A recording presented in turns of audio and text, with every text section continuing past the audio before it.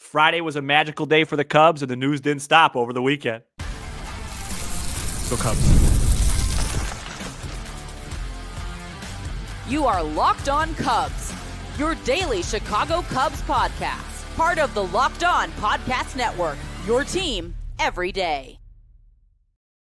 You are Locked On Cubs, part of the Locked On Podcast Network, your team every day. Alongside Sam Olber, I'm Matt Cozy. Sam and I are lifelong fans, taking our passion into discussion with you on all things Cubs. Thank you for being part of the show and making us your first listen today. And the best way you can help us grow the show is to listen every day, like the video, and comment anything below. Today's episode is presented by our great partners at Game Time. Download the Game Time app, create an account, use code LOCKEDONMLB for $20 off your first purchase. In the days following the Kyle Tucker trade, the biggest acquisition for the Cubs in years, the Northsiders now have their sights set on to be determined. We're going to talk about a possible top of the rotation starting pitcher, but there's a lot of trade scenarios right now, Sam, and it could even happen as soon as this week, especially as activity will slow down soon for the holidays. Yeah, I think it's important, doing a lot of reading, doing a lot of homework this weekend before we talk about specific targets. I think there's two main guys on the big league roster that's part of our everyday lineup that are rumored for trade right now. Bellinger, obviously, the first one, and Hoerner. And I just want to break down real quick the four main scenarios of what could happen and what those would lead to, so it feeds into a Luzardo conversation or a third base. And they're very simple in terms of likelihood, right? The most likely thing, and it's very close. There's none that really stick out. But in my opinion, the most likely would be Bellinger and Hoerner get moved. And if that happens, of course, one of those trades could bring back a starter. You could be in the market for a third baseman in that regard. The second scenario would be Bellinger gets moved, Nico stays. So then maybe you're still in the market for third if you don't want to put Shaw there, and maybe you got to, do something with a Luzardo for a minor league trade, because then Nico wouldn't be a part of that trade. The third scenario would be, and this none of these two I see happening, would be Bellinger stays, Nico goes. And I don't see that happening. No. And then the last one would be they both stay. And then in terms of a starting pitcher, you're going back to what you said about a week ago and going towards the Jack Flaherty route, because you wouldn't really have much trades unless you would really want to give up a main prospect. So those are the four main things, and we have all week to discuss what's best for the Cubs. But I think it's good to zoom out for a second, because there's a lot of rumors going. There is, and I thought Cody Bellinger was going to be traded. I know, he me hasn't too. yet. Me too. I visualized the scenario on Sunday, or I guess maybe it would have happened Saturday morning, Sam, where Hoyer and Cashman talked Friday night. They followed up Saturday morning, and they said, "Hey, I'll talk to you Monday." Mm-hmm. These guys could get an off day as well. Although Cashman, it seems like, worked a little bit Sunday by feeding something to John Heyman. Yep. But maybe we could mention that later. I do think the last scenario you mentioned, makes this first name really interesting. Yep. Because on Saturday, 670 The Score's Bruce Levine, who had the most accurate and timely intel on the Tucker trade, he said they were circling. It's kind of a fun verb to use, circling on that trade Friday morning. He reported the Cubs and Marlins have exchanged names for Jesus Luzardo. Luzardo did miss most of 24 due to a back injury, but put up a solid 22 and 23 campaigns, 3.58 ERA, and 208 strikeouts in 178 innings in 23. He's projected to earn only 6 M's in arbitration and is under control through 2026. So, Sam, let's start with the lefty from the Marlins. He was traded from the A's to the Marlins once upon a time. How could he fit? What do you like about him? And then we'll follow up with the other name, mm-hmm. and then try to start to figure out a possible return and the roster puzzle part of all this. Well, you make a great point. Luzardo is a great name because in another deal, let's say with Seattle, you feel like Hoerner needs to be in that, or Bellinger's money has to go away. Exactly. In this scenario, you could do an Owen Casey for Luzardo straight up, and nothing really changes for your team. It's additive right away. So it's a great point by you with the scenario thing. As far as Luzardo goes as a pitcher, I like him a lot. He's one of those guys where I think you can't just look at last year's struggles and go, what are we doing? This is a very talented pitcher. The phrase I would use is a tremendously high ceiling. This is one of we talked about, remember we argued on the show, is Boyd a floor raiser or a ceiling raiser? This is no question a ceiling raising type of pitcher. This is a guy that has 200 strikeout potential. When he's been at his best, he's a high stuff guy. The concerns with him mostly are injury related. He's battled a lot of injuries in his career. Last year, a lot of his struggles, from what I've read going into this episode, could be attributed to his injuries. And so, you would be taking a swing, but I think the Cubs are in a pretty good place with their staff, where if they did take a swing, this is a place where if they could afford to miss, they have some depth. You feel pretty good about, your main three guys. And then you would like to think that Boyd, in this case, Luzardo, Ben Brown, Jordan Wicks are still there. You still got Cade Horton. You still got Javier Asad's on the roster. So, you could take a big swing, and that's what this would be. Absolutely. Absolutely. It gets me excited. Bruce dropping that on Saturday, I think indicates a couple different things. Possibly trying to pressure another organization, maybe Seattle, in terms of offers for Luis Castillo. But I really think they have, thinking more about it, genuine interest in Luzardo and as that potential ceiling raiser. And Bruce said either Owen Casey or James Triantos for Luzardo. Then I would infer a possible 1-for-1 deal. But I think you can maybe only do that with Casey. So, and maybe that put pressure on the Marlins. I'm not sure. But I could see Triantos, you probably flip a major league pitcher to Miami so they could fill a rotation spot. Maybe it's lefty for lefty, Sam, with Jordan Wicks.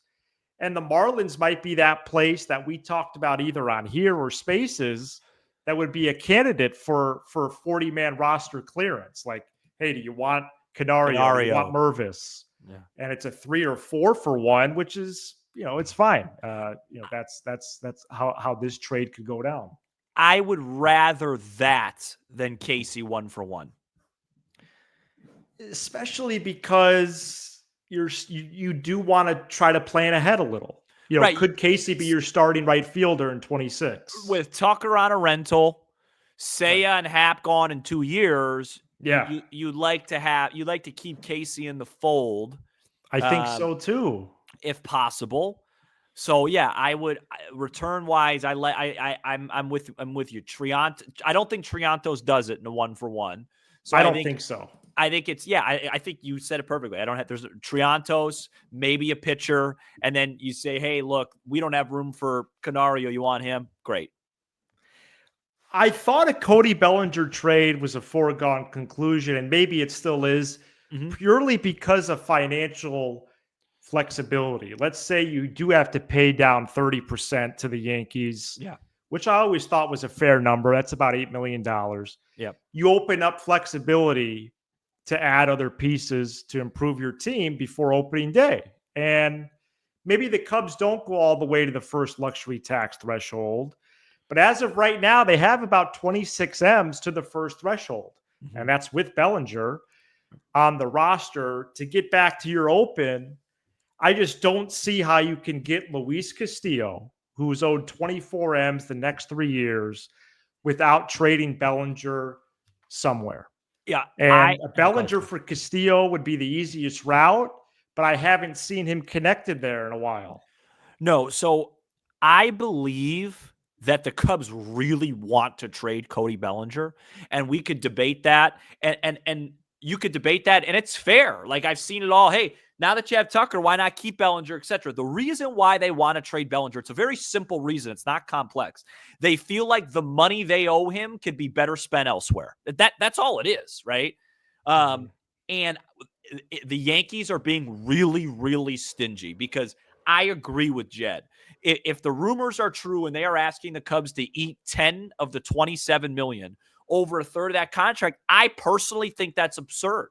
The Cody Bellinger deal, is it a great deal? No. Are you getting a ton of bang for your buck? No. Is it a terrible contract? No.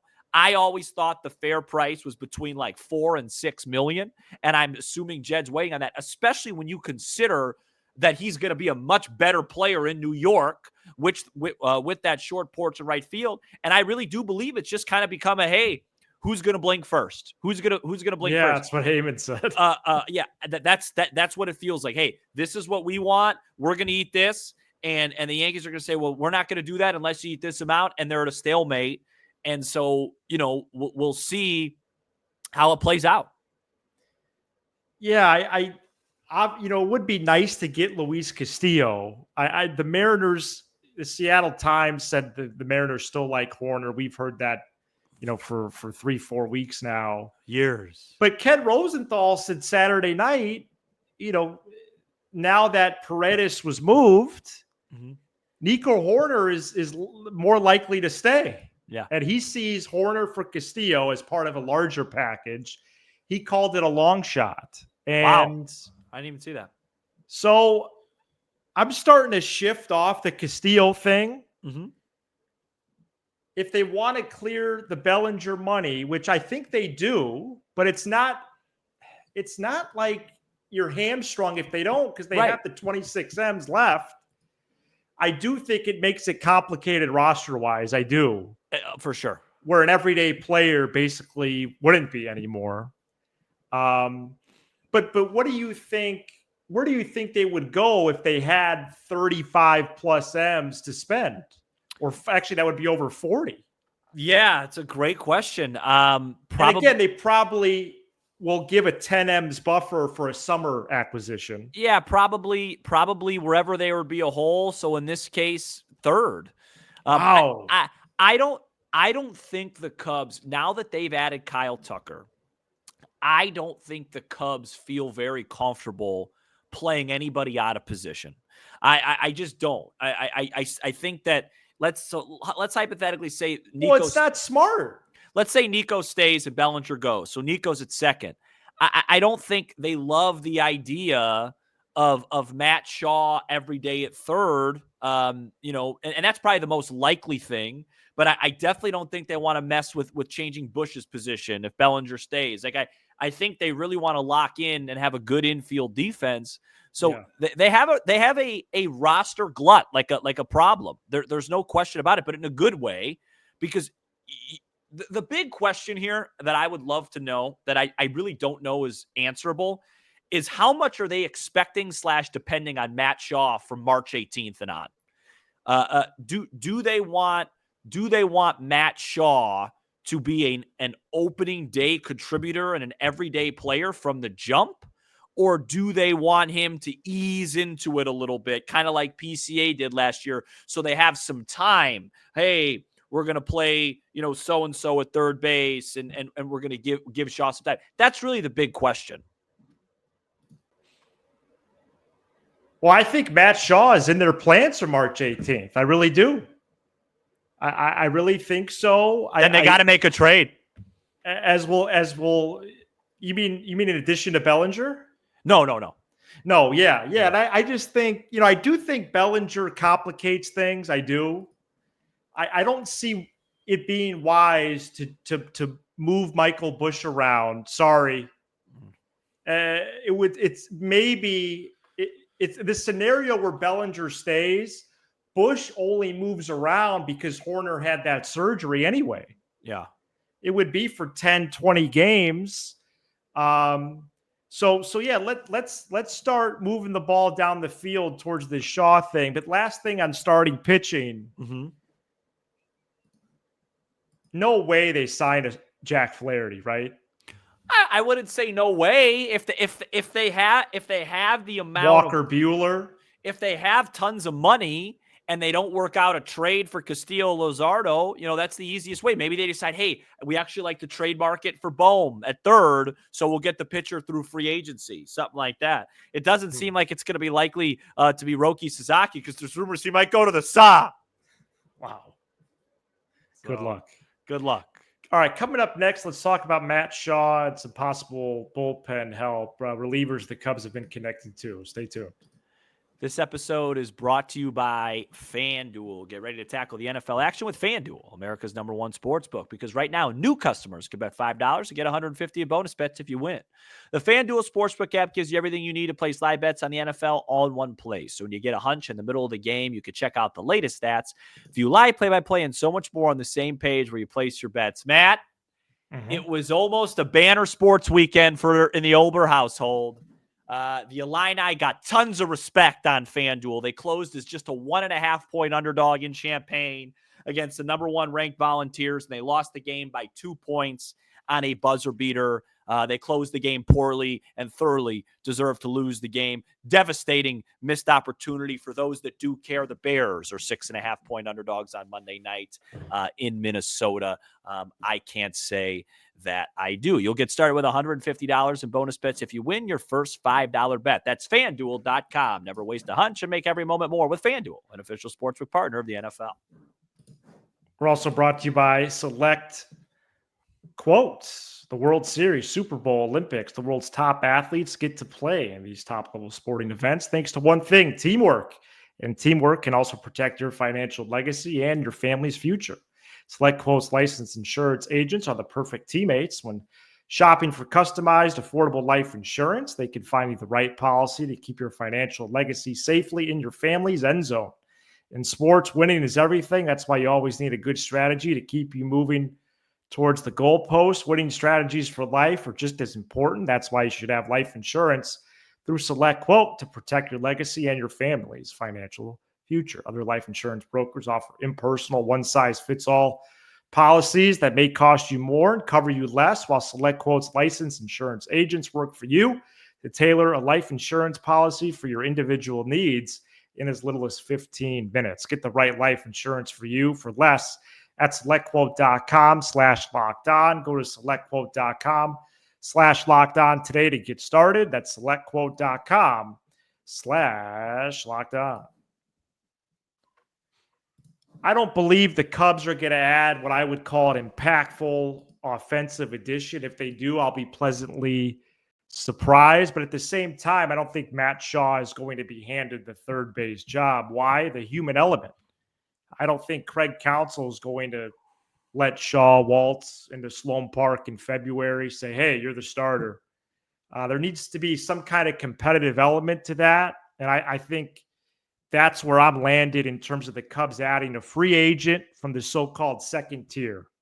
Paul DeYoung, Josh Rojas, Gio Urshela, John Birdie, or dare I say Yoan Moncada. And then that person will start at third in Tokyo and the first week or two of the regular season if Hoerner is not ready to go. Yep. Shaw will play second those first to 7 to 10 games or whatever it is, and then go to third or to Des Moines when Hoerner returns. But I really think the Cubs are starting to position themselves for Shaw to play a lot of games at third. I do. Out of that list, the only name, so there's some names for that role that intrigued me, like a Paul DeYoung, but for the way you're describing it, because if Matt Shaw is playing third, that means Nico Hoerner is staying. Yes. Right? So if Nico Hoerner is staying and Matt Shaw is playing third, out of that group, this is I'm probably going to get crushed for this. I'd be the most intrigued with Moncada. Yeah. Why? Because he has the most talent. He probably won't cost a lot either. He won't cost a lot. Could he have a rebirth? Could he have a rebirth? And if he doesn't, you already have a guy waiting in the wings anyway. So you're just kind of taking a chance on him. I think it would be a buy low candidate, but I haven't heard anything that would connect that to be true. Well, they haven't been officially connected to him, but he's been like Cap brought his name up. Okay. And Yeah, I just think that would he's make on him, the list, right? well, first of all, I mean, he switch hits, right? I'm almost positive. no, he's a lefty. Oh, he doesn't switch hit? Oh, I thought he switched hit. No. But I just think he has the most talent. And no, he's a switch hitter. He's a switch hitter. You're kidding. No, he is. And I just think he has the most talent. He would give you platoon advantages, and and you know, that's kind of the guy you're looking for, because it's like a no risk move. If it goes well, great. We got another guy in the fold that could really hit, because he's a talented guy. There's no question about it. He's had a lot of struggles with, wanting to play every day, being able to stay healthy, etc. And that's just not a problem when you already have another guy, in the fold. I'm just looking at his career numbers out of curiosity. He hasn't been good in quite a while. He was a 5 WAR guy though in 2019. It's a long time ago. Yeah, and I do think they would rather have a lefty, some lefty potential with that addition. So that would be like Rojas or Moncada. Yep. And again, if Shaw starts to take over, then he just becomes a role guy, Moncada would, or Rojas. So, yeah, I just don't see Alec Boehm. Just looking at mostly because the Phillies are like crazy. Right. They offered him for Kyle Tucker. They offered him for Mason Miller. They're not being realistic. Just let me close this Moncada thing, because you weren't really wrong. His numbers against lefties as a right-handed hitter, he might as well not be a switch hitter. I mean, my goodness. I mean, they've been regressing. He's been really good against righties hitting lefty. He makes Ian Happ from the right side look like Willie Mays. Go ahead. Could you see one of those guys playing third in Japan and Shaw at second? Well, if Hoerner gets traded, for sure. Well, no, it's because Hoerner is hurt. The injuries. Yes, Yes, absolutely. I would go as far as to say I would be somewhat surprised if Matt Shaw opened the season at third base. Well, he wouldn't because of the injury to Hoerner, but I get is that what you mean? Even if Hoerner were healthy. So when Hoerner comes back, you think Shaw goes to Des Moines? I don't know. But first of all, have we got it confirmed that Hoerner is going to miss some? Well, no, we'll probably find out the first full squad workout in February. Because here's the thing. This is my whole point. Let's say Nico's out for 2 weeks to open the year, hypothetically. Yeah. You cannot start the season at third base with somebody you currently have on your team. It cannot be Miles Mastrobuoni. It cannot be. Right, you're saying excluding Shaw. Yeah. Yeah, no, it's not possible. It's not responsible. Because in this case, if Hoerner was hurt, Shaw would be over at second base. Yeah, you can't do the Mastro thing. I don't know if he's even going to make the team. So they have to probably add this type of guy is, I guess, the point. It's on the list. Here's what's on the list. So it's a starting pitcher. Yep. A veteran lefty and righty in the bullpen. Yep. And a bench piece, and we'll see you in February. Yeah, and it's not out of line to call Moncada or De Jong, whatever, a nice bench piece. I think there's a chance they sign an outfielder who's capable in all 3 spots, but that's lesser down the list. I think it's starter, 2 relievers, the bench piece, 4 guys. That's it. And it's easier to find. Like, you can just go scoop a guy that you like defensively as an outfielder kind of anywhere. Do you want to hear the names that they've been connected to in the pen just to catch everyone up? First of all, they did acquire Eli Morgan. Please. But I think they need to add 2 guys. I've been trying to figure out who's the best right-handed reliever they could get on a 1-year deal. Yeah. And I think because he's going to be 38 on opening day and had a 1.17 ERA last year, that person is Kirby Yates. I think he should be the number 1 target as the vet righty, and I think the lefty vet target is going to be Holby Milner. Yeah, it sounds like that's kind of like not done, but like been pushed to the side, but like they know that that's going to happen. And Bruce Levine has connected the Cubs to Yates, so I'm not playing fantasy ball. Jesse Rogers connected Kyle Finnegan to the Cubs. Bruce Levine and Jesse Rogers connected AJ Minter to the Cubs. So I don't see them operating in the upper tier of the pen, but these sorts of names, impactful. Yeah, I think impactful, and I think very important depth-wise as well. Like you just need more guys that you trust. You do. So I don't know. Is there a consensus on this roster thing? Who knows? No, there's no consensus. It's very and that's what's the thing. The percent chance Bellinger stays? 5? Well, that's the thing. It's like 10. Everything that we do, like, our job's to talk about these possibilities. Everything's going to be solved in a month or two. They'll tell you. You know what I mean? Well, I think a good measuring stick, honestly, if 10%. people are like me and have angst, what? 10%. Yeah, and I think all of this will get settled at the latest by the convention, which is January 17th. Yeah, I would say Bellinger staying. I would say he's about 10%. I would have Nico at 50-50. Wow. I don't think I still think there's a good chance they move him. I think it's 50-50. I really do. But for Castillo, right?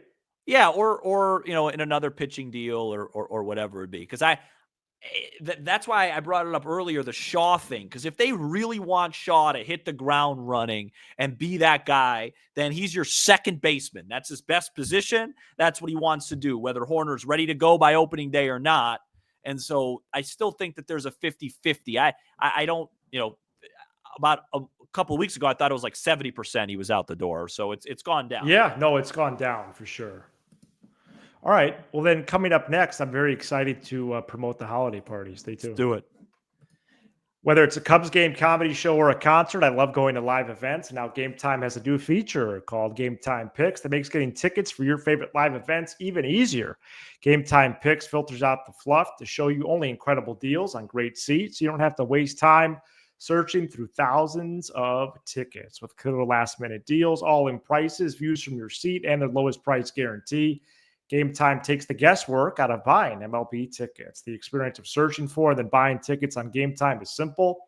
Plus, Game Time is the only ticketing app that gives you complete peace of mind with your purchase. See the view from your seat before you buy so you know exactly what to expect. When you arrive, download the Game Time app, create an account, use code LOCKEDONMLB for $20 off your first purchase. Terms apply. Again, create an account, redeem code LOCKEDONMLB for $20 off. Download the Game Time app today. What time is it? It's game time. The Locked On Cubs holiday party will be live on YouTube at 7 p.m. Central this Wednesday. This is going to be the third annual LOC holiday party. If you want to join us live on camera, please send an email to locsoundoff@gmail.com. And I'll hit you back this week with the time slots and the link to join as we get closer. We will have a lineup of listeners in and out for 5 minutes or so at a time to celebrate, Sam, the end of the year and the great audience of this show. Yeah, and you can come in with Cubs question, Cubs talk, or life stuff. It doesn't have to be like we don't have to do Cubs for however long. It doesn't have to be a million questions all the time. Yeah, because there's a certain Purdue guy I'm excited to talk to. Bobby Riddell. Yeah, I like talking basketball with him. So there might be a couple other surprises for you. Yeah, and I tried to get a surprise for you, but I had to kind of talk to you about it first. And he's not coming on yet, but hopefully we're going to get him a certain. Cubs player. Yeah, that was going to be my surprise. But then I thought to myself, how can I surprise you with that when you need to have questions ready? You know what I mean? I see what you're saying. Hey, can I give a shout out to somebody? Hey, this is also tentatively our first non-5 episode week for the next 2 months. Go ahead. Who's the shout out? I'd like to give a shout out to somebody named Mr. Cozy. Happy birthday. Wow, that's very nice of you. Happy birthday, Matt's dad, one of my favorite guys on the planet to talk sports with. Really funny guy, big supporter of the show, mainly because his son co-hosts it. But a great guy. 3 days a week. But who knows what this week will bring. I'd say at least, 3 or 4. 3 or 4. We'll get a schedule. You guys will It'll figure be it out. 3 like Christmas week and New Year's, but really after, I mean, we could do 4 otherwise. And I would say it's Christmas and New Year's falling in the middle of the week has really complicated things for me. So yes, I remember you saying that. wow, what a fun weekend! I'm so excited to be a Cub fan again, and maybe there'll be a trade tomorrow. I think there's gonna. So I do think the Cubs are gonna get Luzardo this week. Really? So you have that on the record? I do. I think they're gonna get him because there's other teams that want him, and they want to get him before the holidays. Thank you so much for checking out this. It's going to be a Cubs convention, by the way. We got to figure that out. Oh yeah, we got to talk about that this week off the air. Okay. You give us 20 to 30 minutes. We'll give you all things Cubs. We're trying to do a meetup at the Sheridan that first Friday. Got it. With the laugh or two along the way, trying to maybe even collab with the setup man. Hit subscribe on YouTube, smash the like button for the algorithm, leave a 5-star review on Apple, Spotify, and everywhere. Got a cavity. You get your another one right in my top right. It really hurts. It's a bad take. Sorry. All right. This show is somehow. Man, I got a lot of sanitizer. Somehow we became the #1 show. Got a lot of sanitizer in my place. Yeah. He's Sam Olber. I'm Matt Cozy. This is Locked On Cubs. It's a bad take.